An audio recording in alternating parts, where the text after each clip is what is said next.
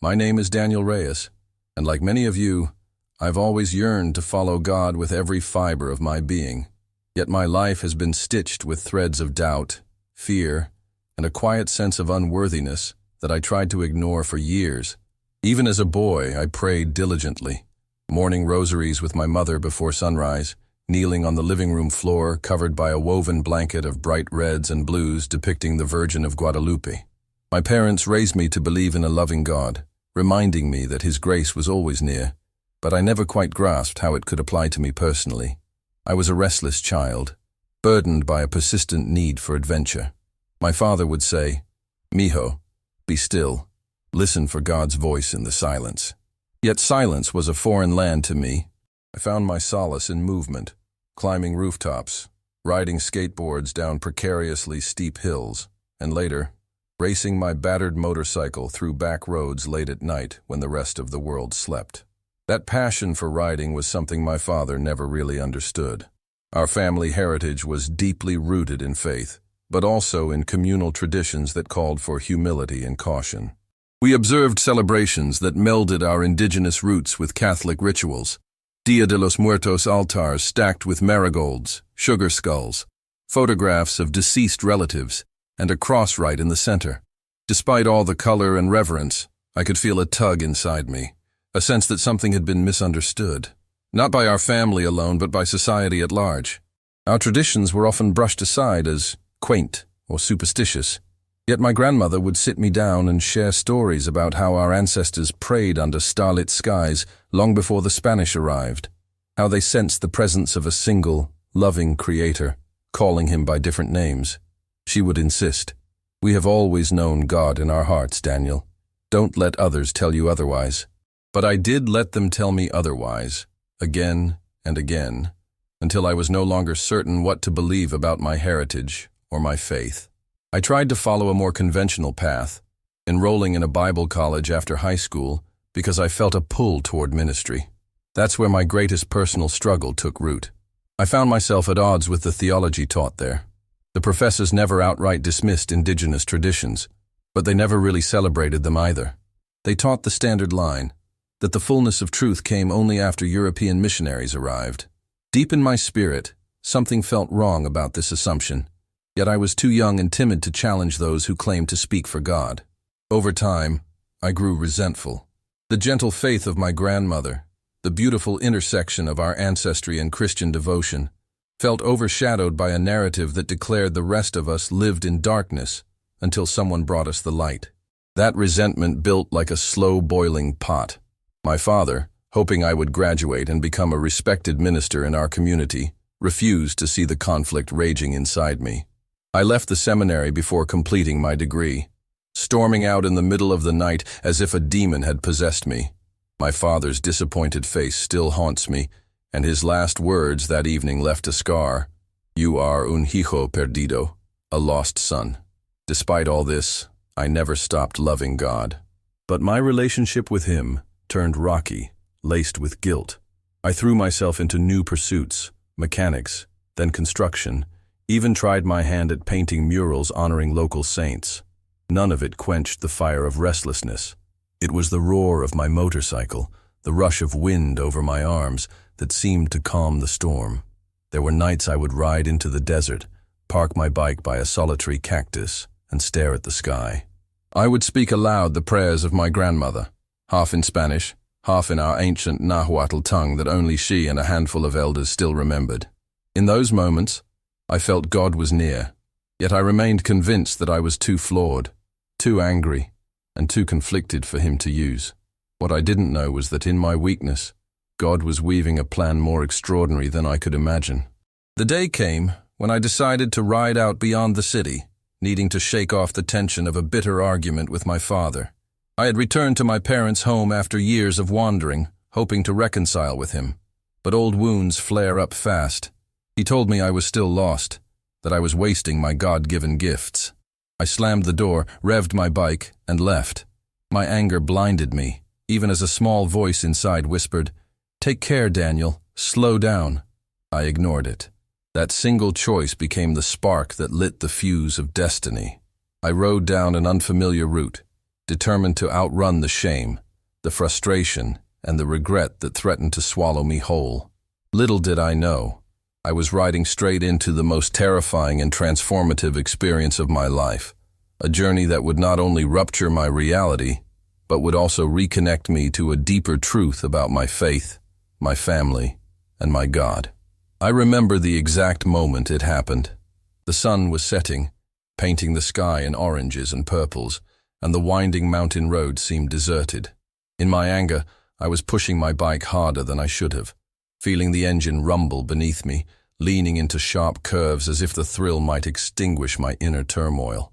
My eyes caught a sign at the last second, half hidden behind tall weeds. Road closed.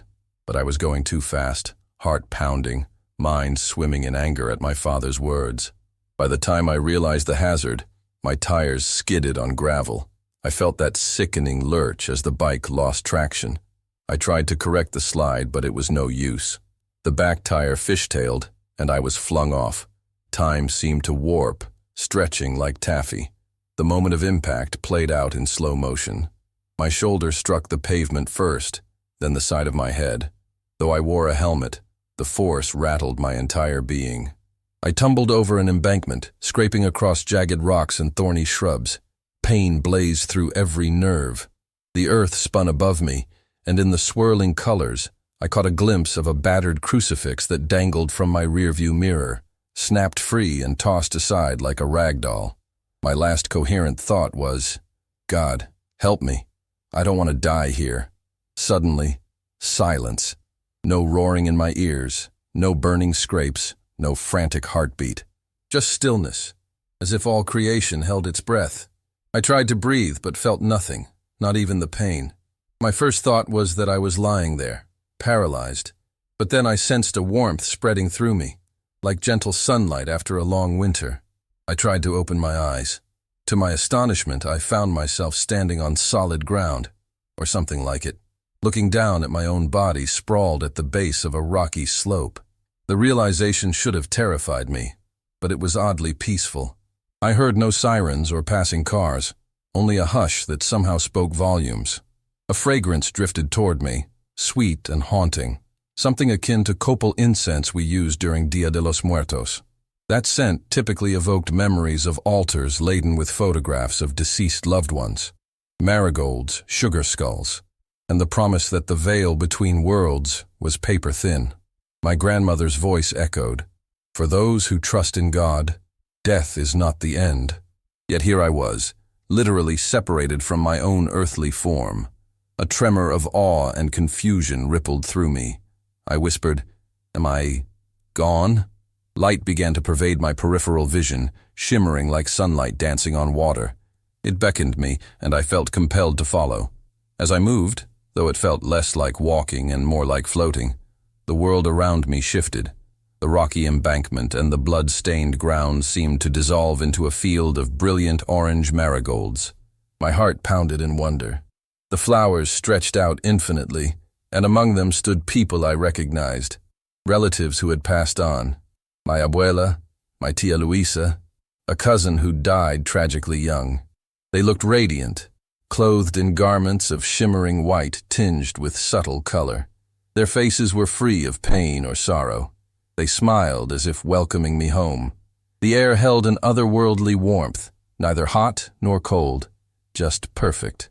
A golden light suffused everything. No words were spoken aloud, yet I sensed a profound communication. Heart to heart, soul to soul. I felt no shame, no guilt, only an immense relief, like I had finally found the missing piece of myself. I wanted to weep with joy, but tears didn't seem to exist here. Instead, waves of peace washed over me, melding every aspect of my existence into a single awareness of love. I thought, is this heaven? I noticed something else. This realm, though filled with indescribable light, also bore the marks of my culture. Marigolds, the swirling patterns of our indigenous designs etched in the air, a faint chorus that echoed the tunes we often sang during processions. My father used to say that heaven transcends all human divisions, that we won't even think of culture or race. Yet what I saw was that God did not erase who we were. He completed it. In that moment, it was as though every thread of my identity, my heritage, my language, my faith, was woven into a tapestry more magnificent than I could have ever imagined. It was then that I saw a figure radiating a luminosity beyond the brightness of any star, yet it did not hurt to look.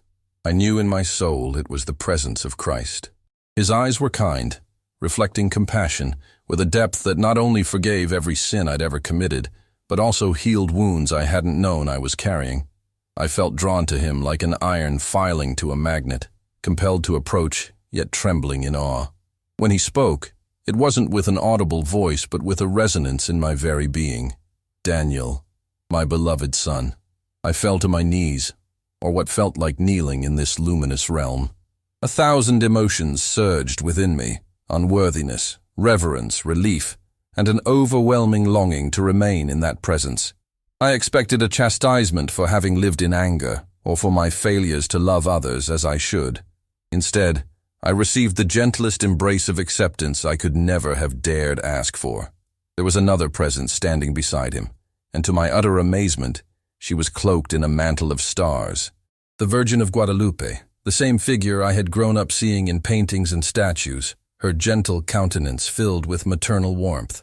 She smiled and reached out to me, her voice echoing in my soul. Hijo mío, no tengas miedo, you have a purpose. I remembered hearing stories that the Virgin of Guadalupe represented the union of Spanish Christianity and indigenous heritage. I realized it wasn't just a historical anecdote. It was part of the living tapestry of God's plan for my people. She wasn't there to overshadow Christ, but to guide me closer to him through a language of love and symbolism that my heart recognized intimately. Then Christ spoke again, and I sensed layers of revelation unfolding. He told me that my struggles with identity, the tension between the faith taught by my father and the echoes of our ancestral beliefs, were no accident. Every seed of truth my ancestors carried, every bit of devotion wrapped in ancient customs, was a path that led to him. He revealed that the same God who formed the mountains, the deserts, the rivers, and the indigenous communities had been walking alongside my people long before the arrival of European missionaries. Your heritage is not an obstacle, he said. It is part of the unique reflection of my glory that I desire the world to see. A vision formed around us. I saw centuries of history pass in a blink. Conquistadors, priests in robes, indigenous families trying to protect their traditions. I saw the heartbreak of colonization, the forced conversions, and the blending of new and old beliefs. Then I saw something unexpected, a light shining from within those ancient rituals, a thread of divine truth woven through them, culminating in the figure of Christ.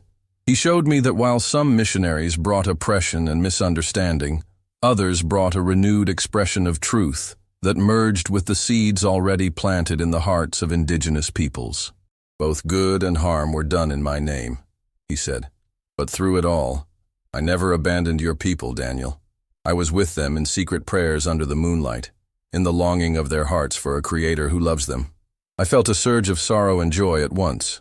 Sorrow for the pain inflicted on my ancestors, for the arrogance that led some to declare that we were all in spiritual darkness until they arrived.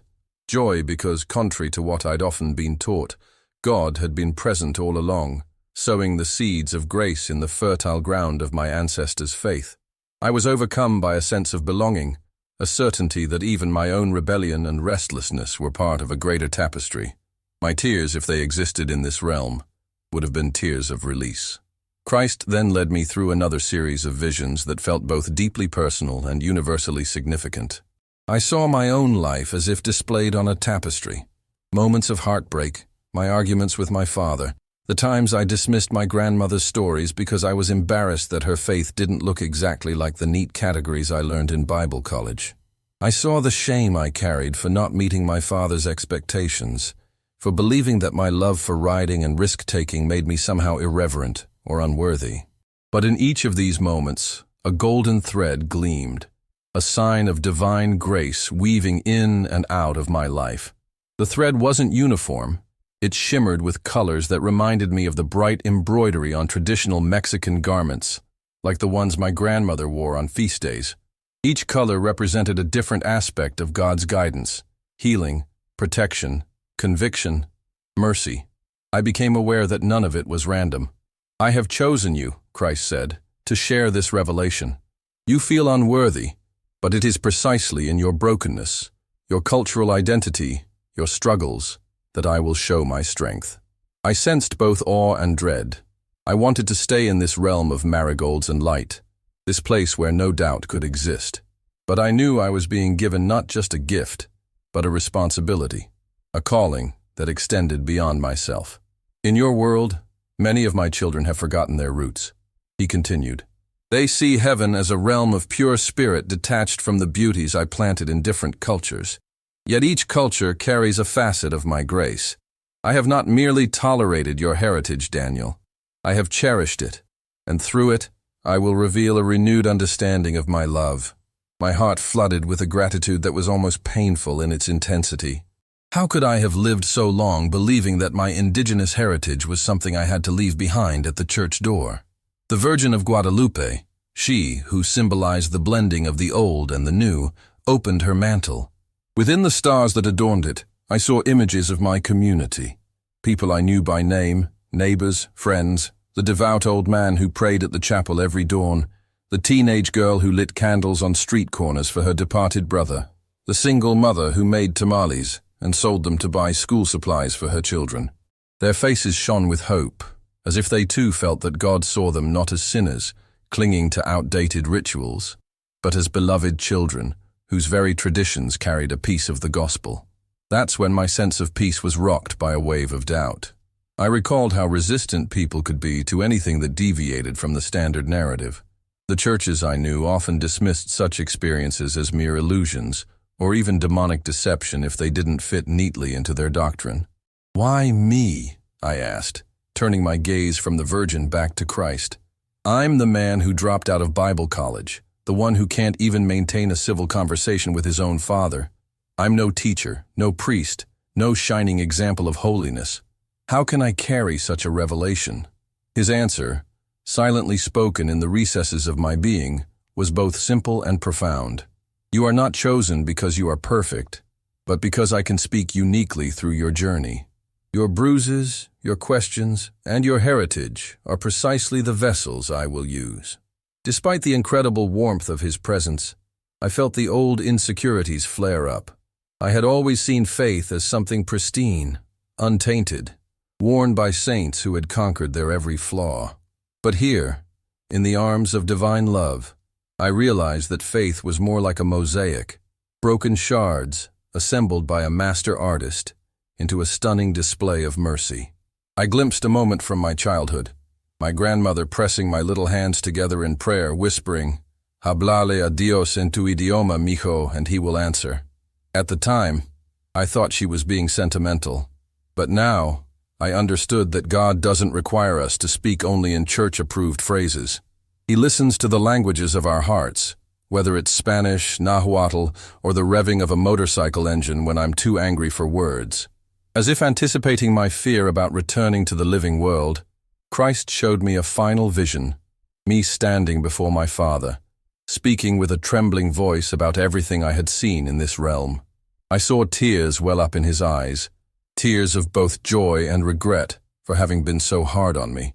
Then I saw our community, people gathering in a small chapel, adorned not just with stained glass, but with symbols of our indigenous past. I saw families bowing in reverence before a cross entwined with marigolds and maize, the living and the departed united in a single act of worship. And in that shared worship, I witnessed a transformation, hearts opening, burdens lifting, and a new sense of unity arising from what had been fractured for so long. It was here that the vision reached its crescendo. The presence of Christ seemed to envelop me completely, until I could barely distinguish where I ended and he began. Every cell of my being felt infused with a love so intense it obliterated the condemnation I had so often heaped upon myself. In that moment, I realized that this was the apex of divine love, an unveiling of the greatest secret, that God sees our struggles not as a barrier, but as the path through which His grace is most gloriously displayed. And then, just when I thought I could absorb no more, Christ imparted a final commission. his voice rippling through the marigold-laden field. "Go back. Show them that I have never forsaken them. Awaken the memory of my promises in their hearts. Your heritage and faith are one, and through this union, you will guide others to see my face in theirs." The Virgin of Guadalupe stepped forward, her starry mantle billowing as though moved by a gentle wind. She placed her hand over my heart, and I felt a surge of warmth course through me. "Tell your people," she said, "that their prayers have ascended to the throne of God for generations. Tell them they are chosen to reconcile ancient wounds and bring forth new life in the world." Her voice resonated with the echoes of countless mothers, grandmothers, and female saints who had nurtured faith in quiet corners throughout history. The marigolds swayed around us, as if in a cosmic dance. I felt my consciousness shift, drawn away from this sublime plane. In that fleeting transitional instant, I caught a final glimpse of my ancestors, gathered in worship. Their faces glowed, not with sorrow but with triumphant joy. They were pointing beyond me, to the place where life and death intersect, where heaven meets earth. As their images blurred, I felt an unbreakable bond, a living chain that connected me, this so-called lost son, to a lineage of faith that stretched back through centuries, culminating in the universal love of God. Everything went dark, and then, in a rush of pain and sound, I opened my eyes. I was back on the ground, battered and broken. A paramedic's voice shouted, "He's got a pulse." I blinked against the glare of emergency lights. My head throbbed, and my lungs burned with the effort of breathing. My body felt heavier than lead, but inside, a flame of indescribable peace still burned, refusing to be snuffed out by the trauma. My ears rang, yet in that ringing, I heard a distant echo of the heavenly choir, reminding me that the journey was not over. It had only just begun. That recovery was slow and painful, marked by broken ribs, a dislocated shoulder, and a severe concussion. The doctors said I was lucky to be alive. I knew better. It wasn't luck. It was a divine intervention. During the first nights in the hospital, I drifted in and out of consciousness. But even in my half-lucid dreams, I relived fragments of that luminous realm. I saw the marigolds, felt the gentle presence of Christ, and smelled copal in the sterile halls. The nurses must have thought I was delirious when I tried to describe the sense of joy coursing through me, despite the tubes and monitors connected to my body. My father came to see me. He stood by my bedside, his stern face etched with worry and regret. For a while, neither of us spoke. Then, in a voice trembling with emotion, he apologized for the harsh words he'd hurled at me. "I never meant to push you away," he said, tears glistening in his eyes. "I only wanted you to be strong in your faith." The anger I had carried for so long dissolved in that moment. I realized how badly I had misunderstood him too. He was a man shaped by tradition, believing that the surest way to honor God was strict adherence to doctrine, never truly seeing that our heritage was more than just ritual. I reached out for his hand and told him everything. The marigolds, the presence of Christ, and the revelation that our people's faith ran deeper than any single denomination could define. He wept openly as I spoke. I told him that I had seen glimpses of how our traditions, from Dia de los Muertos to the quiet prayers whispered in Nahuatl, were not a contradiction to Christianity, but an extension of it, a blossoming of divine truth in a cultural form. At first, he was speechless.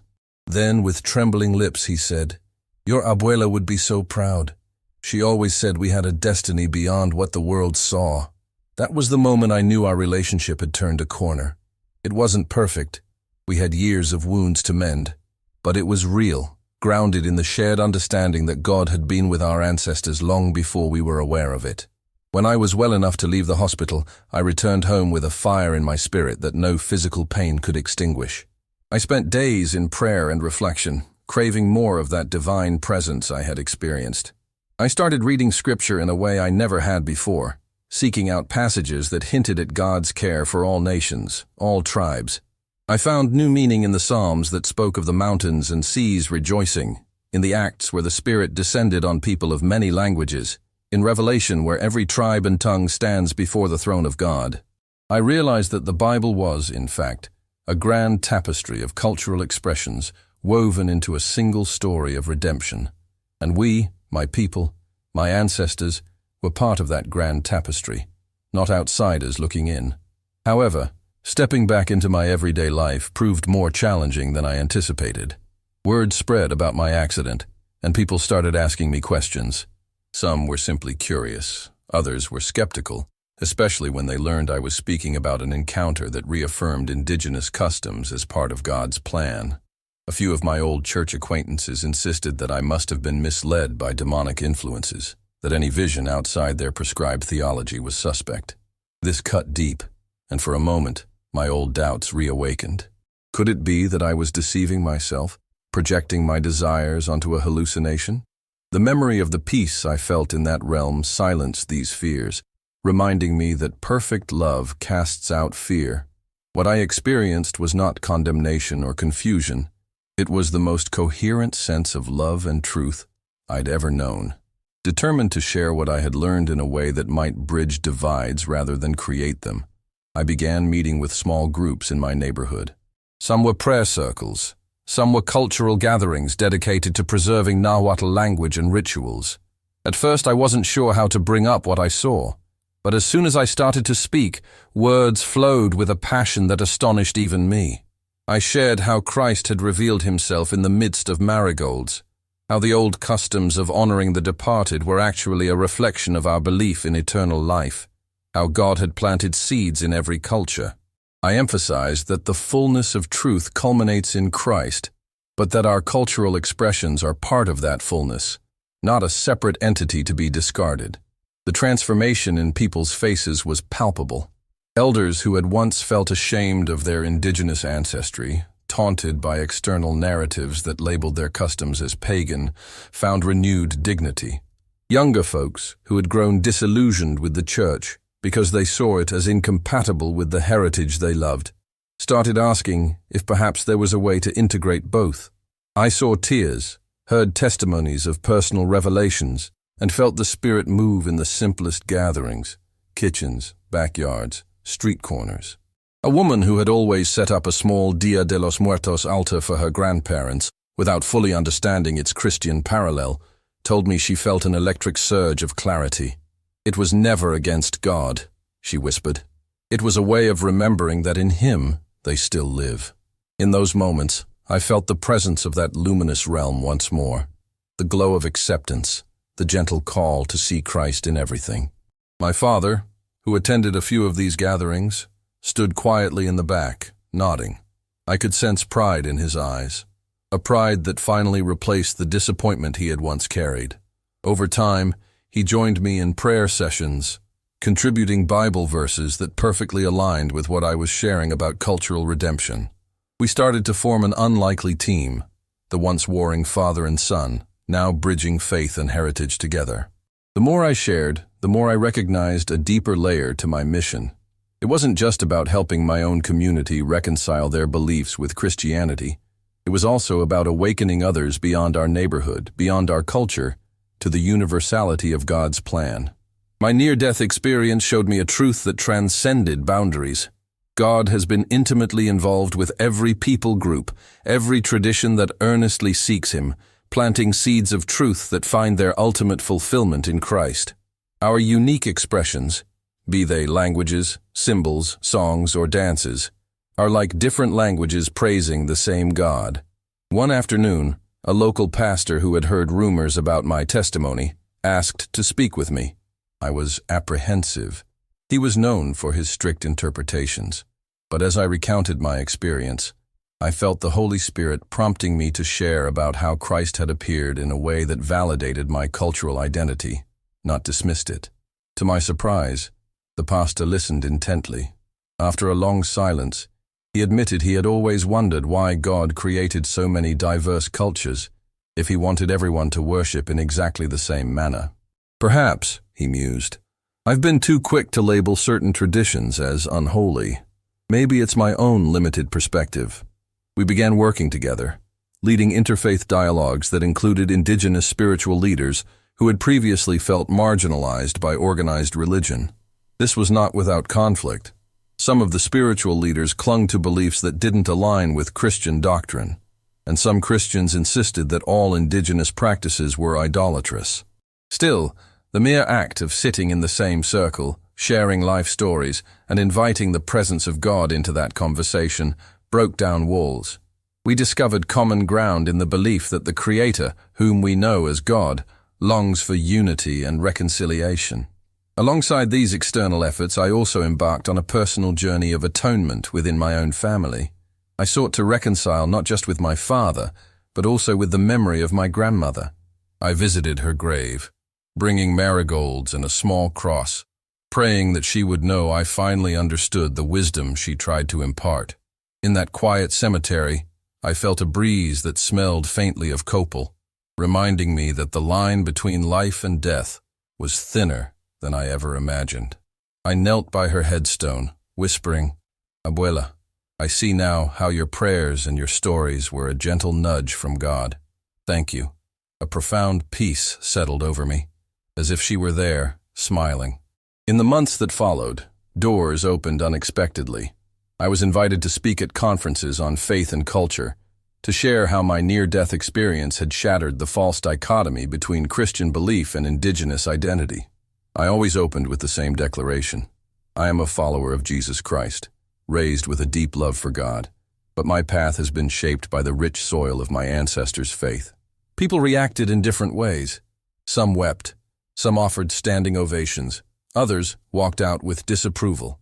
Still, I soldiered on, convinced that this testimony was bigger than my fear of rejection. One of the most powerful moments came when I visited a remote village nestled in the mountains, where many locals still spoke Nahuatl as their first language. They had a small Catholic church, though Mass was rarely held because priests seldom made the trek. They also had a long-standing tradition of gathering in open fields under moonlight, singing hymns that wove Spanish praises to Jesus with ancient Nahuatl verses dedicated to the Creator. Standing among them, I felt the echo of the heavenly realm I had seen. It was as though the same golden light that permeated that place of marigolds now rested on these humble worshippers, bridging heaven and earth through their voices. The people asked me to share the story of my accident and what I witnessed beyond death. As I described the luminous presence of Christ, the figure of the Virgin with stars on her mantle, and the validation of our heritage, I saw tears in their eyes. Some raised their hands in silent thanksgiving. Others fell to their knees. I recalled what the Virgin had told me. Tell them their prayers have ascended to the throne of God. The village elder, a stooped man with kind eyes, gripped my hand and said, "We always believed the Lord walked among us here, in our language and our customs, but many told us we were wrong. Now we have confirmation from one who has seen beyond." Afterward, a small group led me to a clearing where they had built an altar using local flowers, marigolds, lilies, and wild blossoms, alongside a hand-carved crucifix. In the night sky, the stars burned brighter than in the city, and I had the unshakable feeling that heaven was watching, celebrating our unity. In that clearing, words formed in my heart, echoing Christ's commission. Remember that every place, every people, carries my fingerprint. You are chosen to reflect my glory in your own colors, your own languages, your own songs. My re-entry into daily life, with its bills and obligations, felt surreal. Sometimes, the splendor of what I'd experienced clashed with the mundane realities of existence, traffic jams, grocery lists, medical follow-up appointments. But beneath it all, an unwavering conviction burned that I was now part of a divine enterprise, tasked with sharing a life-altering message. My father, who had once called me a lost son, now stood by my side. Together we organized small prayer gatherings in our local church. In these gatherings, we incorporated the best of both worlds: scriptural teachings and indigenous rhythms, Spanish hymns and Nahuatl prayers, candles and marigolds arranged around the altar. We faced resistance, of course. Some parishioners whispered that we were mixing the sacred and the profane. But to our delight, the majority saw the beauty in these blended expressions. They felt a sense of belonging they had never known, like they didn't have to check their cultural identity at the door in order to love God. Each meeting ended in heartfelt embraces, a renewed sense that God had called us to be a light in the darkness of division. And that is what I believe. When we see Christ in our neighbor, in our heritage, in our shared humanity, walls crumble. On a personal level, I felt my father's pride in me grow daily. One evening, we took a quiet walk together near the outskirts of town. He confessed that he had always wondered if God disapproved of our family's traditions, but he couldn't shake the sense of connection they brought.